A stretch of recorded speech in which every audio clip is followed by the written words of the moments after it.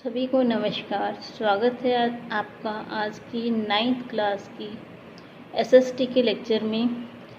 जैसा कि आप जानते हैं, हम इकोनॉमिक्स की लेसन 2 पे चल रहे थे, संसाधन के रूप में लोग। कल हमने उसका भाग 1 देखा। आज हम भाग 2 देखेंगे और इस लेसन को ख़त्म करने का प्रयास करेंगे ताकि कल हम इसके मेन पॉइंट्स और इम्पोर्टेंट प्रश्नों को डिस्कस कर सकें। तो आइए शुरू करते हैं अपना आज का लेक्चर। देखिए जो कल हमने देखा था उसका एक क्विक रिकैप देख लेते हैं। सबसे पहले हमने देखा था कि कहाँ संसाधन क्या हैं, फिर उसके बाद हमने देखे थे कि संसाधन कितने तरह के हैं। सकल और विलास की कहानी हमने देखी। उसके बाद हमने देखा कि अधिक जनसंख्या होना लाभकारी है या नुकसानदायक। लाभदायक है यदि उसे मानव पूंजी में परिवर्तित कर दिया जाए, जैसे कि अच्छे डॉक्टर, अच्छे टीचर, अच्छे इंजीनियर, अच्छे कामगार हम पैदा करें तो। उसके बाद हमने देखा जापान, जिसमें कोई संसाधन नहीं है, उसके बाद भी वो एक विकसित देश है। उसका कारण क्या है? वो है मानव पूंजी में उसका जो अधिक से अधिक वो पैसा लगाता है। उसके बाद हमने देखा था कि शिक्षा के आंकड़े देखे थे हमने, भारत में क्या है। तो आइए आज हमने जो शुरू करना है वो है हायर एजुकेशन। तो देखिए 1950-51 में जो कॉलेज थे वो 750 थे और 2012 और 13 में देखिए कॉलेजों की संख्या बढ़कर कितनी होगी? 37,204। ऐसे ही जो विश्वविद्यालय, जिन्हें हम यूनिवर्सिटीज़ कहते हैं, वो कितनी थी? 30। और आज विश्वविद्यालयों की संख्या कितनी होगी? 723। ये 2011-12 के आंकड़े हैं। उसके बाद देखिए जो कॉलेज में पढ़ने वाले बच्चे थे उनकी संख्या कितनी थी? 2,63,000 और आज उन बच्चों की संख्या है 28,50,000। ऐसे ही जो टीचर इनमें पढ़ाते हैं कॉलेज और यूनिवर्सिटीज़ में, उनकी संख्या थी 24,000 और आज उनकी संख्या है 4,92,000, जो कि 2007-8 के आंकड़े हैं। तो अब संख्या उससे भी थोड़ा अधिक हो सकती है। तो चलिए हम देखते हैं आगे। तो देखिए आपको इन प्रश्नों के जवाब देने। क्या विद्यार्थियों की बढ़ती हुई संख्या को प्रवेश देने के लिए कॉलेजों की संख्या पर्याप्त है? अभी आपने देखी ना कि पहले 750 कॉलेज थे और अब कॉलेजों की संख्या बढ़कर 37,204 हो गई है और बच्चों की संख्या 2,63,000 थी, आज 28,50,000 है। तो आपको इस प्रश्न का उत्तर देना है कि क्या विद्यार्थियों की बढ़ती हुई संख्या को प्रवेश देने के लिए कॉलेज पर्याप्त हैं? इतने जो है हमारे पास। क्या आप सोचते हैं हमें यूनिवर्सिटीज़ की संख्या बढ़ानी चाहिए? 1950-51 से 98-99 तक शिक्षकों की संख्या में कितनी वृद्धि हुई है? भावी महाविद्यालयों और विश्वविद्यालयों में के बारे में आपका क्या विचार है? इन सब के प्रश्न आपको पिछली टेबल में मिल जाएंगे, तो आपको उनमें से देख के आंसर मुझे कमेंट बॉक्स में बताने। चलिए अपना अगला प्रश्न चलते हैं, वो है स्वास्थ्य। देखिए जो स्वास्थ्य है वो भी मानव पूंजी को बढ़ाने में मदद करता है। यदि देखिए किसी देश की जनसंख्या का हम ये कहें 0.5% भाग अगर बीमार लोगों का होगा तो वो देश कभी तरक्की नहीं कर सकता, क्योंकि जब तक स्वास्थ्य अच्छा नहीं होगा हम अपने काम पे नहीं जा सकते, अपने बच्चे स्कूलों में पढ़ने के लिए नहीं जा सकते। तो जो स्वास्थ्य है वो मनुष्य का सबसे बड़ा धन है। एक स्वस्थ व्यक्ति अपना योगदान देश की तरक्की में दे सकता है। तो देखिए इसलिए समय समय पर स्कूलों में भी स्वास्थ्य कैंप का ऑर्गेनाइजेशन किया जाता है और बच्चों की हेल्थ का चेकअप किया जाता है। आगे चलते हैं। ये जो पॉइंट्स हैं ये प्रश्न आ जाते हैं आपको एक एक नंबर वाले। शिशु मृत्यु दर से क्या अभिप्राय है? तो देखिए क्या है शिशु मृत्यु दर, आप बताएंगे।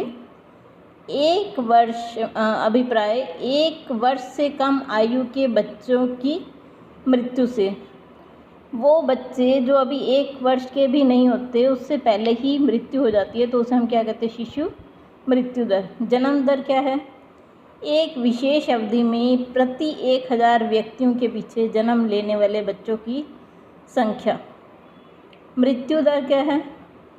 एक विशेष अवधि में प्रति 1000 व्यक्तियों के पीछे मरने वालों की संख्या।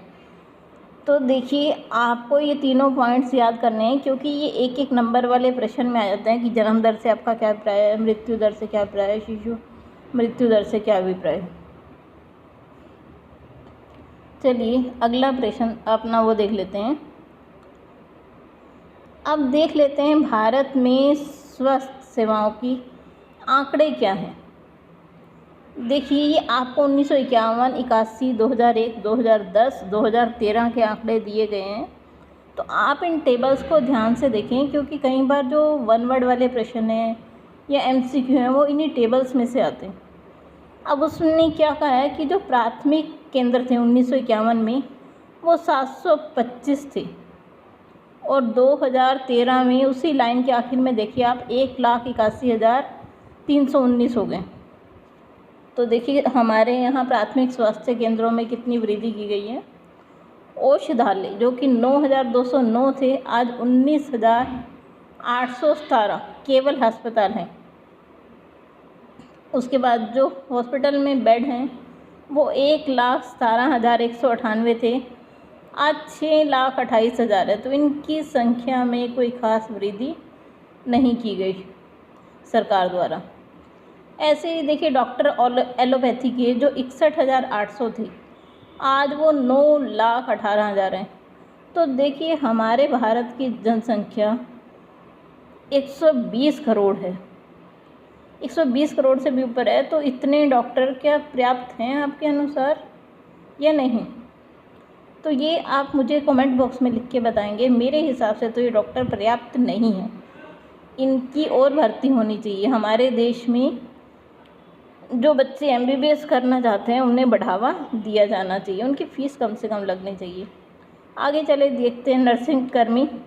पहले 18,054 थे और आज 1,09,224 नर्सें हैं 2013 में। देखिए इतनी बड़ी जनसंख्या के लिए इतने डॉक्टरों की संख्या क्या पर्याप्त है? अब आपको इनके आंसर देने। क्या आपको लगता है डॉक्टरों और नर्सों की संख्या पर्याप्त है? यदि नहीं तो क्यों? किसी अस्पताल में आप कौन सी सुविधाएं उपलब्ध कराना चाहोगे? आप हाल में जिस अस्पताल में गए उस पर चर्चा कीजिए। इस सारणी का प्रयोग करते हुए क्या आप एक आरेख बना सकते हैं? ठीक है जी। तो ये 4 प्रश्न हैं जिनके जवाब आपको देने हैं। अब हम आगे देखते हैं अपना। आप इस चित्र को देखिए, क्या आप समझ सकते हैं इस चित्र को देखे कुछ? तो देखिए इसमें हमें 4 तरह की क्रियाएं होती हुई दिख रही हैं। सबसे पहली कृषि, दूसरी पशुपालन, तीसरी मछली पालन और चौथी वनों में क्रियाएं की जा रही हैं। जो गिरी हुई लकड़ियां हैं या फालतू के पेड़ हैं उन्हें काटा गया है। तो देखिए ये सब क्रियाएं किस में आती हैं? प्राथमिक क्रियाओं में, मतलब जिसमें हम प्रकृति से ही कुछ ले रहे हैं। इसमें हम प्राकृतिक संसाधनों का प्रयोग कर कर उत्पादन को कर रहे हैं। ये हमारा क्या है? प्राथमिक क्षेत्र। देखिए प्राथमिक क्षेत्र में क्या क्या आता है? खानों से लोहा और कोयला निकालना, कृषि करना, मछली पालन करना, वनों के ऊपर कुछ ना कुछ जड़ी बूटियाँ कुछ भी लेना, उसके बाद मिनरल्स जो हमें मिलते हैं धरती से वो। तो चलिए ये हमारा सारा आ गया प्राइमरी सेक्टर में। अब देखिए सेकेंडरी सेक्टर, द्वितीयक क्षेत्र जिसे कहते हैं वो क्या है? ये देखिए जब आप प्राथमिक क्षेत्र से उत्पादित वस्तुओं का प्रयोग कर कर किसी महत्वपूर्ण वस्तु को बनाते हैं तो सारी क्रियाएं द्वितीयक क्षेत्र में आ जाती हैं। जैसे कि गेहूं से आटा बनाना, आटे से बिस्किट बनाना, कपास से कपड़ा बनाना, तो ये सारी द्वितीयक क्षेत्र की क्रियाएं हैं। ये देखिए गाड़ियाँ बनाना। अब अगला चलते हैं हम अपना टेरिटरी सेक्टर, मतलब जिसे हम तृतीय क्षेत्र या सेवा क्षेत्र भी कहते हैं। इसमें आपकी सभी तरह की सेवाएं आ जाती हैं, जैसे बैंक, डाकखाना, परिवहन, इंजीनियर, डॉक्टर, टीचर, नर्सिस। तो ये सारी किसमें आती हैं? तृतीय क्षेत्र में। ठीक है जी। ये टेरिटरी सेक्टर है जिसमें टैक्सियाँ चलाना, ये सभी चीज़ें आ जाती हैं, जिसका आपको ये पिक्चर्स दी गई है, देखिए ध्यान से। तो चलिए अपनी अगली स्लाइड पे चलते हैं। अभी हमने देखा प्राथमिक, द्वितीय, तृतीय क्षेत्र क्या है, हमारे देश की जनसंख्या क्या है, जनसंख्या को हम कैसे अच्छा संसाधन बना सकते हैं, मानव पूंजी बना सकते हैं। अब है बेरोजगारी। बेरोजगारी क्या होता है? बेरोजगारी उस समय कही जा सकती है जब प्रचलित मजदूरी की दर पर काम करने के इच्छुक व्यक्तियों को रोजगार नहीं मिलता। मतलब मैं काम करना चाहती हूँ, अगर मुझे काम नहीं मिल रहा तो वो क्या है? बेरोजगारी। तो चलिए इससे आगे हम देखते हैं। बेरोजगारी दो तरह की होती है। सबसे पहली मौसमी बेरोजगारी और दूसरी प्रच्छन्न बेरोजगारी। मौसमी बेरोजगारी क्या होती है? देखिए, जब मौसम हो हमें सिर्फ तभी काम मिले और बाकी समय में हमें काम ना मिले। जैसे कि ये वाली बेरोजगारी कृषि के क्षेत्र पर कृषि क्रियाओं में ज़्यादा दिखाई देती है। जैसे कि जब हमने फसल को बोना हो, काटना हो, उसकी निराई गहाई करनी हो, तब तो मजदूरों को काम मिल जाए, लेकिन उसके अलावा उन्हें काम नहीं मिलता। तो इस तरह की बेरोजगारी को हम मौसमी बेरोजगारी कहते हैं। दूसरी है प्रच्छन्न बेरोजगारी। प्रच्छन्न बेरोजगारी क्या होती है? मान लीजिए खेत में 8 लोग किसी काम को कर रहे हैं, लेकिन वही काम 5 लोगों द्वारा भी किया जा सकता है। वो जो 3 लोग आपको काम करते हुए फालतू उसमें दिखाई दे रहे हैं, लेकिन असल में उनकी ज़रूरत नहीं, ना भी आए तब भी हमारा काम चलेगा। तो इस तरह की बेरोजगारी को हम प्रच्छन्न या छिपी हुई बेरोजगारी भी कह सकते हैं। तो चलिए, हमारे देश में सबसे बड़ी जो समस्या है वो बेरोजगारी है।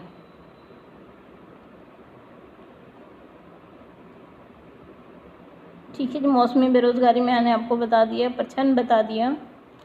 अब एक छोटी सी कहानी दी गई है, तो देखिए कैसे कहानी है। एक गांव में बहुत से परिवार रहते थे, लेकिन उनमें से एक परिवार ऐसा था जिसने, जो कि काफ़ी गरीब होने के बावजूद भी अपने बच्चे को पढ़ा लिखा कर कृषि इंजीनियर बनाते हैं। तो वो लड़का शहर में नौकरी करने के बजाय, जबकि अच्छी सैलरी पे नौकरी जा सकता है, लेकिन फिर भी वो वहाँ शहर में नौकरी करने के बजाय अपने गांव में आता है और जो अपनी कृषि की डिग्री है उसका प्रयोग वो गांव में जो फसल है उसे, उसकी पैदावार बढ़ाने के लिए करता है। वो गांव के लोगों के साथ बैठक करता है और उन्हें बताता है कि हम अगर इस तरह से कृषि करें तो हम अपनी फसलों को बढ़ा सकते हैं। तो गांव के सभी लोगों को उसका सुझाव अच्छा लगता है, तो वो कृषि की उन्नत तकनीक जो कि वो बताता है उसके अनुसार कृषि करते हैं, जिससे कि पैदावार सभी की बहुत अच्छी होती है और उन्हें पहले से अधिक मुनाफा होता है। अब वो वही बच्चा उन्हें एक सुझाव देता है कि क्यों ना हम अपने गांव में एक बड़ा स्कूल खोलें, ताकि जो बच्चे हमारे आगे पढ़ने के लिए नहीं जा पाते वो अपने गांव में ही पढ़ सकें, और किसी आसपास के कस्बे से एक टीचर भी नियुक्त किया जाए। तो ठीक वैसा ही गांव वाले करते हैं, एक स्कूल बनाया जाता है और अच्छे से एक टीचर को रखा जाता है जो कि बच्चों को पढ़ा सकें। उसके बाद फिर वही लड़का सुझाव देता है कि हम सिलाई प्रशिक्षण केंद्र खोलें, ताकि जो गांव की महिलाएं और लड़कियां खाली रहती हैं घरों में, वो कम से कम कुछ काम करके अपनी आमदन बढ़ा सकें। तो उस पढ़े लिखे बच्चे द्वारा दिए गए सुझाव से आज उस गांव की तस्वीर ही बदल गई है। तो देखिए शिक्षा का हमारे लिए कितना महत्व है।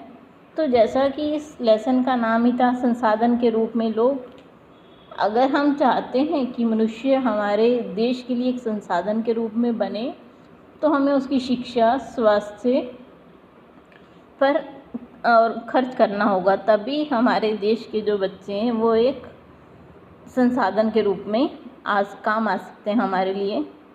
तो आज के लिए इतना ही। अगर आपको मेरा वीडियो पसंद आया तो प्लीज़ लाइक का बटन ज़रूर दबाएं और चैनल को सब्सक्राइब करना मत भूलिएगा। Thank you.